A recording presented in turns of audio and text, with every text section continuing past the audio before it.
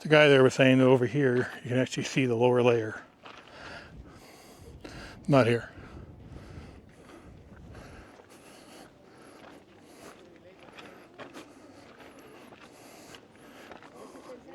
So over here is what I was talking about there before, with the multiple levels of the city. And there's a section here that's open that you can actually go inside and check it out. So just before we go inside, this section here talks about how they have found so far 8 different levels to date that all had previous levels of occupation in them. Just to give you an idea of, how deep this place went. This was one pyramid, which you can still see some of the old paint on there along the edges. And I can't imagine all 8 levels are open to view, but we'll see what happens inside.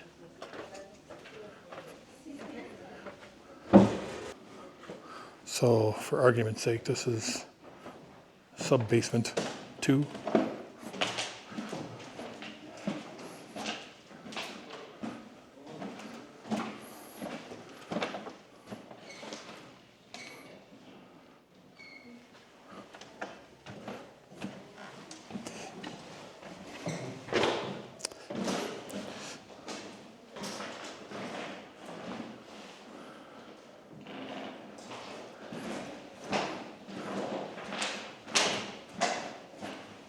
I think that goes back out. Yeah, we'll go back out there after.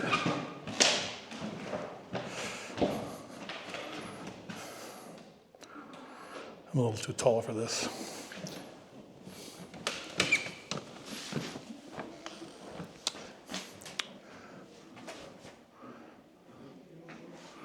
So I've lost count, but I think this is probably sub-level 3 at this point.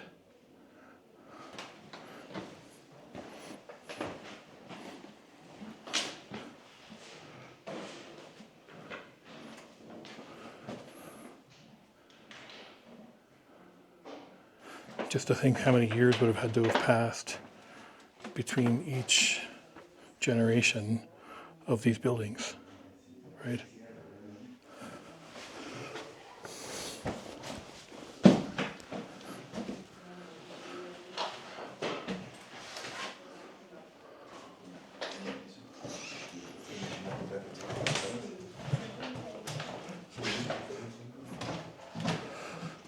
And again, more steps. So clearly evidence of this being some sort of temple or home. And it's, I think, interesting, at least to me, that you've got this level temple here, and then the next layer up actually protrudes right onto it. Kind of cuts it off.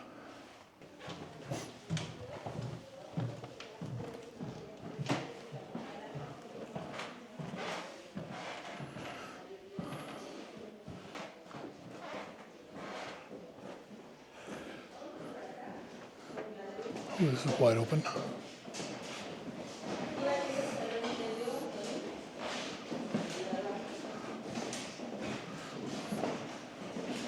Let's get another example here with a little bit of the paint here on the side.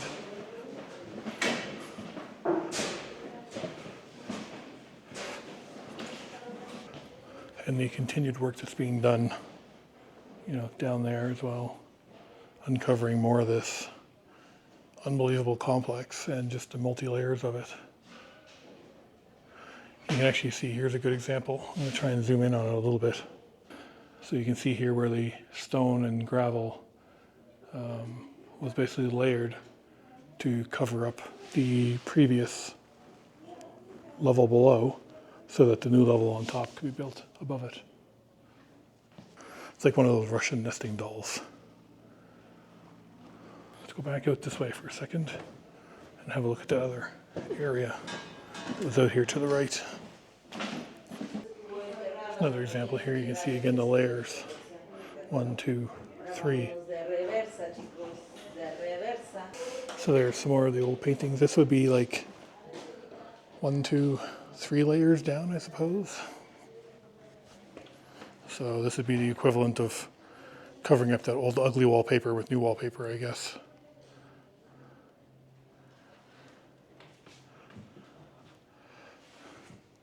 You can actually see here as well. If you look up, there's a line right there where the rock type changes. Just kind of show where the the different layers are. Here you can see an old staircase that's been completely covered up. That would have gone to the original ground level, which is still well above this.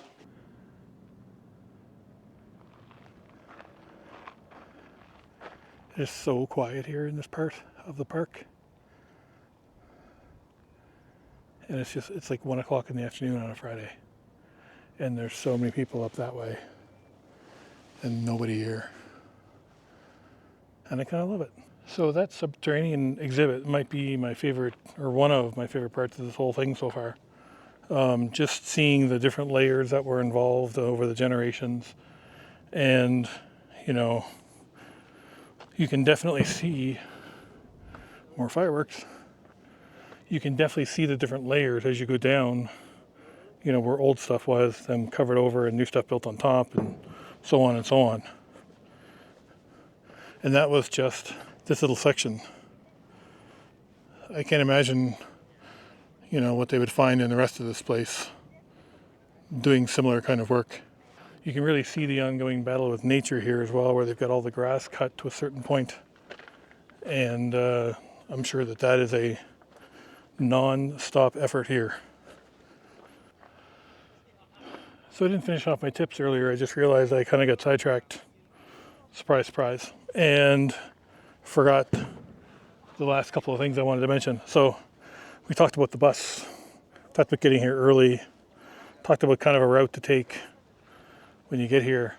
I would say that I'm here in October, and until this sky kind of clouded over, it got pretty hot here today, so make sure you bring a hat and lots of water and some very comfortable shoes, because you'll be walking a lot of steps that are uneven and very steep, and it's good to be prepared for all of that sort of stuff. The last thing I'll mention here is there are a lot of vendors here. Have patience with them. Understand that for a lot of them, this is their income, right? This is how they're making money to feed their families. It may feel overwhelming at times with the amount of people who approach you to, buy a necklace or something else. Don't ever feel like you have to, but also don't just blow them off.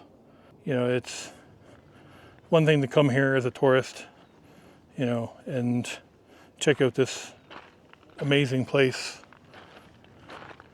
But for others, it's where they work, trying to make money for their families, feed their kids, whatever.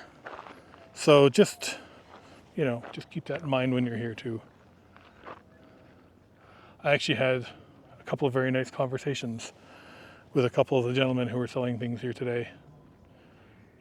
Talking about how most of the tourists that come here are from Mexico. A lot of the tourists groups that are here are student groups. Those student groups don't really, they're not all that interested in buying souvenirs and those types of things. So it's very reliant on people like me, people like you, people who come here to, to check it out. So yeah, if you feel like you want to buy something, do it. But you can haggle, so don't worry about that. So we are making our way down to our final stop here, apart from the museum. So we've made our way down here to the final stop on our tour of the ruins, at least. And this is actually 2 parts. So there's the part you see now and the part that you'll see when we get to the top. What you're seeing here is what's known as the Citadel. And the Citadel surrounds another building. So, as I said, this is the citadel which surrounds the temple of Quetzalcoatl. During the solstice and eclipses and other, those types of natural large events, there are huge ceremonies that happen even here today in this grounds that continue to be excavated. There's excavations happening over there, right at the base of the temple.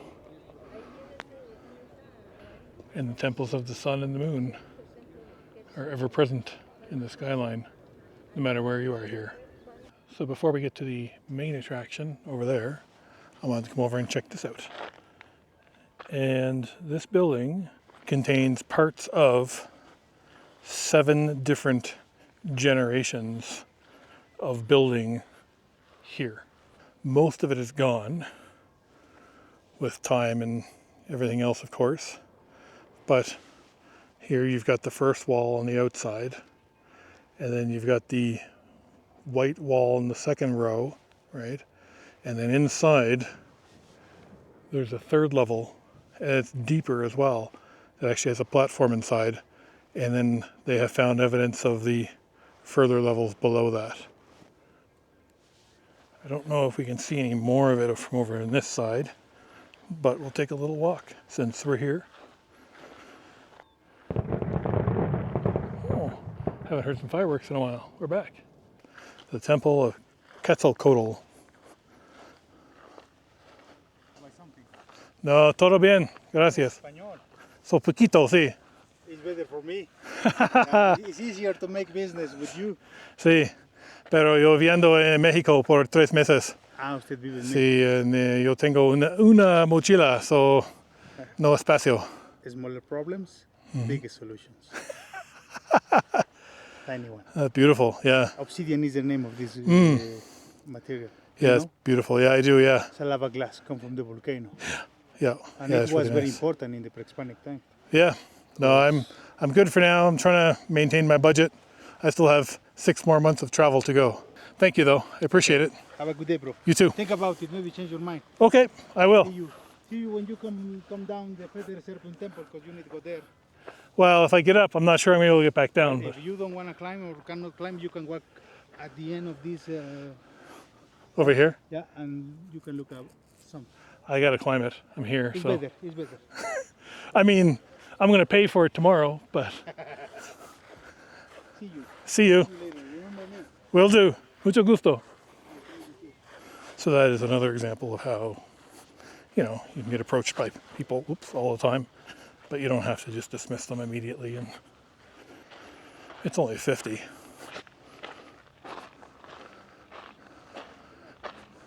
So avoid climbing the pyramids if you have the following health limitations and conditions. Well, I'm not pregnant. Having heart problems. No recent injuries or surgery. No high blood pressure. Definitely not under the influence of alcohol or drugs. And no slippery soles. I'm sure it's fine.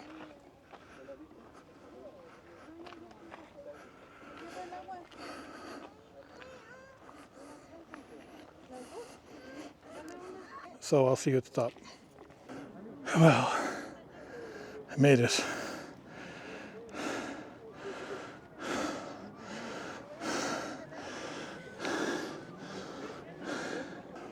Well, the stairs up were definitely worth it.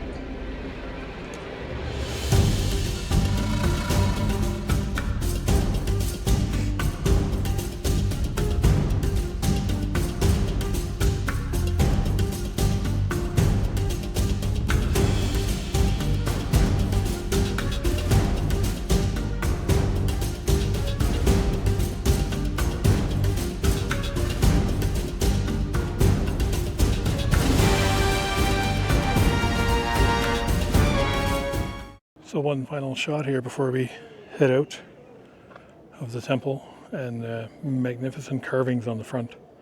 Just spectacular. I spent a good 25 minutes just sitting there looking at them. You can see the rest of the complex over here too. There's actually some archaeology work going on over there right now.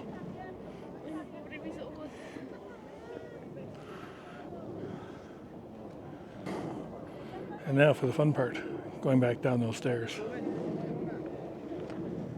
Well, I crab walked the whole way down, one step at a time with the hand behind you on the step above, and made it down. I'm okay. I saw some earlier over there too. It's not the same. We make different things. See. But I explained to him, I said, I've been traveling in Mexico for 3 months, Uh-huh. and I have another 6 months of travel yet. So I have nowhere to put stuff, because it'll get broken Yes. or lost, unfortunately.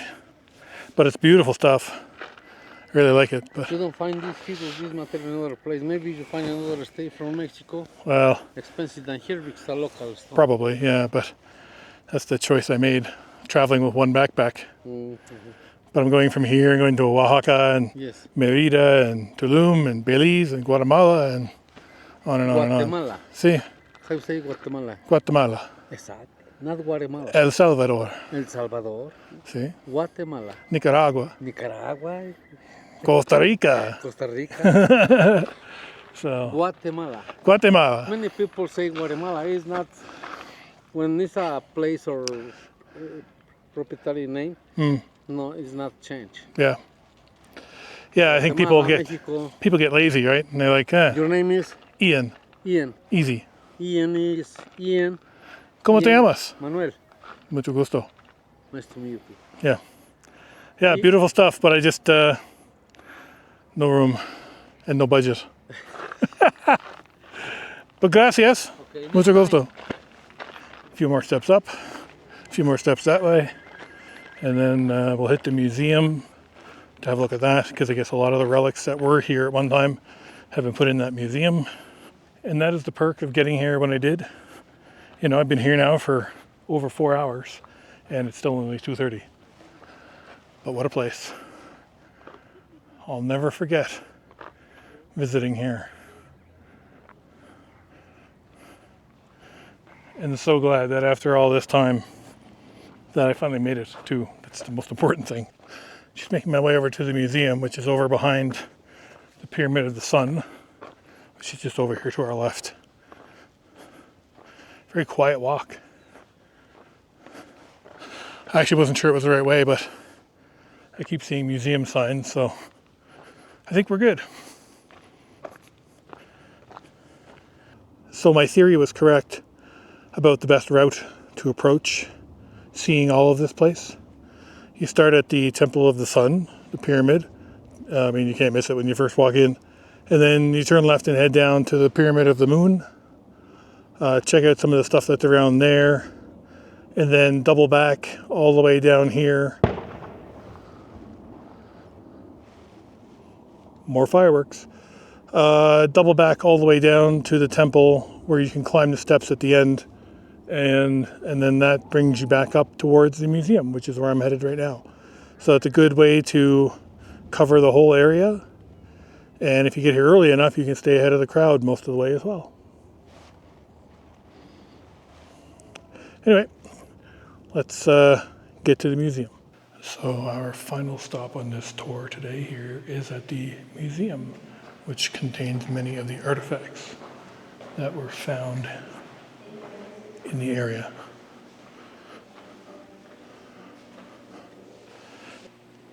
Lots of carvings of animals and different types of things that they would find native to the area.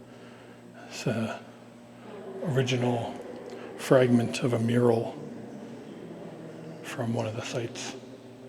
They've also found materials that have come from other parts of Mexico, indicating, you know, there was a lot of trade happening between here and Guerrero, Oaxaca, Hidalgo, and other places as well. And marine resources such as seashells, which you can see over here, which would have been from the Gulf of Mexico up in the Yucatan region. So as you walk through this museum, each section is divided into one of the different phases of the city. Here, for example, we're in the Gaudli phase, which talks about how the Plaza of the Moon was built, the construction of the Pyramid of the Sun continued because it took so long to do, and at this point the city was at its maximum size, which was 22.5 square kilometers, and a population, says here, of about 45,000 people. It's one of the giant original pots, it says here, was made between 650 and 750 AD. So the Metepec phase was one of the last, when it saw the size of the city shrink and the population decline from 70,000 down to between 5 and just 2,000 people. And that would have been, 750 AD to more recent. So certainly towards the end.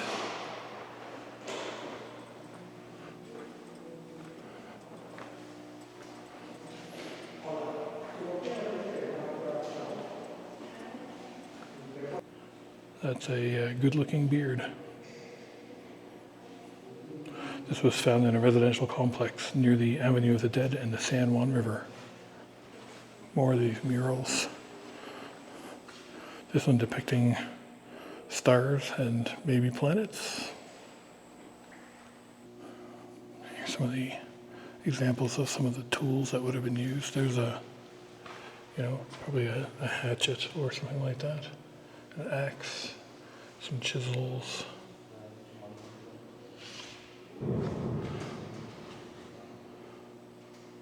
Needles, those types of things. Some of the needles made from bone. So one of the things you probably saw today with a lot of the sellers was obsidian products. Obsidian is very common in the area because of the volcano that's here. And so even back in pre-Aztec times, they were using obsidian for different types of, arrowheads and tools, flint, those types of things. Necklaces as well. Some original incense burners.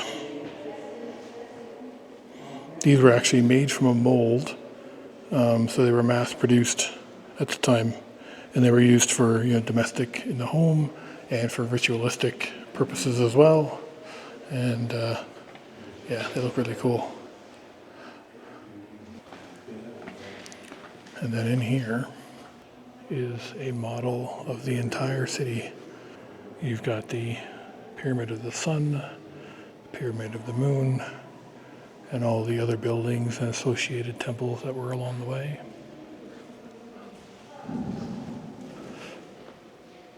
And then over on this side, you've got the Citadel, and surrounding the area of the Temple of Quetzalcoatl. And there's a lot of other sections here that look like they have not been, extensively researched yet. All these flat building outlines are indications of just how big the city was at the time of its height. And of course, straight out the window, the Pyramid of the Sun, which is a pretty impressive view. An example here of a standard burial plot. This would have been at the Temple of the Plumed Serpent, where this was discovered. It's interesting because you can see some of them have extra jawbones and teeth surrounding them at the top. So throughout the time of Teotihuacan, there was several methods of burial that were done. This one here, for example, was one of the earlier ones, and if you notice that there's pigmentation applied to the bones.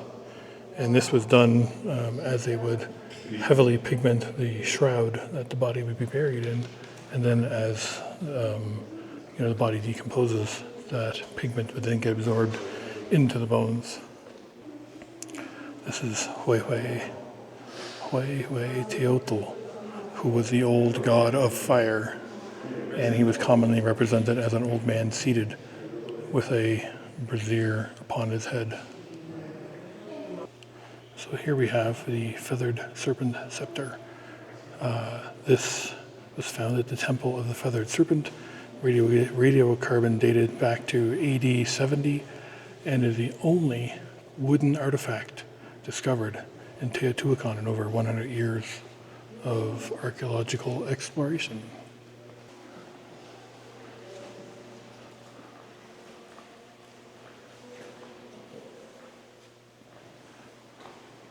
Well, after almost 14 kilometers on foot, I do believe that is the end of my video here. It is an amazing place. I recommend everybody, whoever comes to Mexico, make sure you come here and check it out. It is absolutely worth your time. It's something you'll never forget for the rest of your life. And it's just an amazing experience all around. So that's one off my list of the top 10 places in the world that I wanted to visit. And maybe I'll put together a short video of the other 9 sometime to show you just, you know, how excited I am to see some other places as well down the road. So that's going to do it. I am going to go find some water because I've been out of water now for about an hour and I'm pretty parched. And going to go catch my bus back to town and then the subway back to the hotel and then sleep for about 3 days. Not really, but you know what I mean. I really hope you liked this video. If you did, please subscribe. Leave a like or a comment below to let me know that you were here. If you'd like to support me further, there's a couple different ways you can do that.